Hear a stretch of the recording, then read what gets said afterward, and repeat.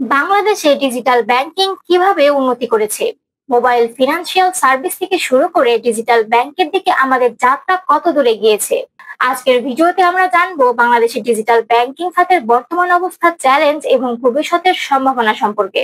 বাংলাদেশের digital banking এখন আর ভবিষ্যতের স্বপ্ন নয়, বরং বাস্তবতা।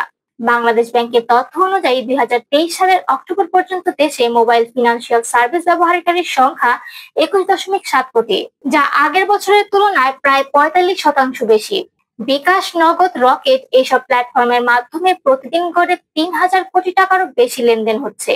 2019 থেকে 2023 সালের মধ্যে গ্রামীণ এলাকায় অনলাইন ব্যাংকিং ব্যবহারের হার শহরের তুলনায় বেশি হারে বেড়েছে। গ্রামে 39% আর শহরে 15%। এর মানে হলো ডিজিটাল ব্যাংকিং এর প্রভাব এখন শহর ছাড়িয়ে গ্রামে পৌঁছে গেছে। এতে আর্থিক অন্তর্ভুক্তি অনেক বেড়েছে, যার ফলে দেশের অর্থনৈতিক কর্মকাণ্ড আরো গতিশীল হয়েছে। 2011 সালে ব্র্যাক ব্যাংকের সহযোগিতায় প্রতিষ্ঠিত বিকাশ বর্তমান দেশের সবচেয়ে জনপ্রিয় মোবাইল ফিনান্সিয়াল সার্ভিস প্ল্যাটফর্ম। বিকাশ ব্যবহারকারীরা টাকা পাঠানো, পেমেন্ট, রিচার্জ, স্কুল ফি প্রদান, ই-কমার্স ট্রানজাকশন এবং ক্ষুদ্র ঋণ সুবিধা নিতে পারেন।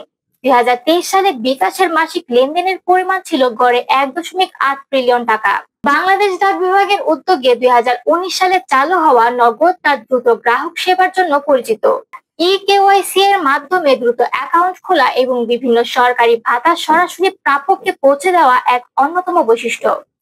বর্তমানে নগদের ব্যবহারকারী সংখ্যা 8.5 কোটির বেশি এবং দৈনিক লেনদেন করে 1200 কোটি টাকার বেশি। ডাচ বাংলা ব্যাংকের রকেট এবং ইউসিবি এর উপায়ও এই খাতে প্রতিযোগিতা করছে, বিশেষত কর্মজীবী জনগোষ্ঠীর মধ্যে। রকেট বিশেষত এটিএম সাপোর্ট ও নগদ উত্তোলনে জনপ্রিয়, আর উপায় বিভিন্ন বিল পেমেন্ট ও কোর ব্যাংকিং এর সুবিধা দিয়ে বাজারে স্থান করে নিচ্ছে। 2022 সালে বাংলাদেশ ব্যাংক একটি বড় উদ্ভাবন নিয়ে আসে, বিনিময় নামক interoperable digital transaction platform.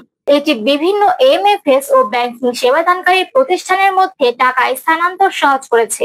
BRAC bank 2023 সালে আস্থা লাইফস্টাইল সুপার অ্যাপ চালু করে, যার মাধ্যমে এক অ্যাপ থেকে ব্যবহারকারীরা একাধিক আর্থিক সেবা গ্রহণ করতে পারছেন, যেমন ইন্স্যুরেন্স, ই-কমার্স, বিল পেমেন্ট, স্বাস্থ্যসেবা ইত্যাদি। অন্যান্য প্রযুক্তি যেমন ফিন্স, ব্লকচেইন, আর্টিফিশিয়াল ইন্টেলিজেন্স ধীরে ধীরে আর্থিক খাতে ঢুকছে। অনেক ব্যাংক এখন চ্যাটবট ও স্বয়ংক্রিয় কাস্টমার কেয়ার ব্যবহার শুরু করেছে। কিউআর কোড ও এনএফসি পেমেন্টের মতো টেকনোলজি এখন শহরাঞ্চলে ব্যাপক জনপ্রিয়তা পাচ্ছে। যদিও দেশে 77.7 মিলিয়ন ইন্টারনেট ব্যবহারকারী আছে, তবুও 55% মানুষ এখনো অনলাইনে সক্রিয় নয়।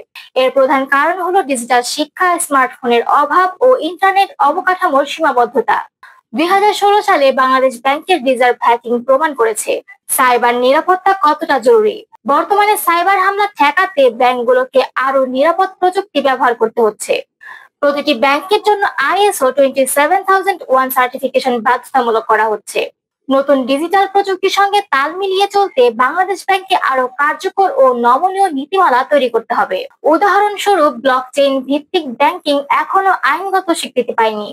জেএসএমএ এর পূর্বাভাস অনুযায়ী 2025 সালের মধ্যে দেশের 63% জনগণ স্মার্টফোন ব্যবহার করবে। এছাড়া সরকারের ডিজিটাল বাংলাদেশ এবং স্মার্ট বাংলাদেশ পরিকল্পনার ফলে ডিজিটাল অর্থনীতির জন্য একটি শক্তিশালী ভিত্তি তৈরি হচ্ছে। বাংলাদেশ ব্যাংক 2024 সালে প্রথমবারের মতো 2টি পূর্ণাঙ্গ ডিজিটাল ব্যাংকের লাইসেন্স অনুমোদন করেছে, নগদ ডিজিটাল ব্যাংক ও ক্যারামেল ব্যাংকিং। এই ডিজিটাল ব্যাংকগুলো সম্পূর্ণভাবে মোবাইল ভিত্তিক এবং শাখাবিহীন হবে, যা খরচ কমিয়ে সেবা আরো সহজলভ্য করবে।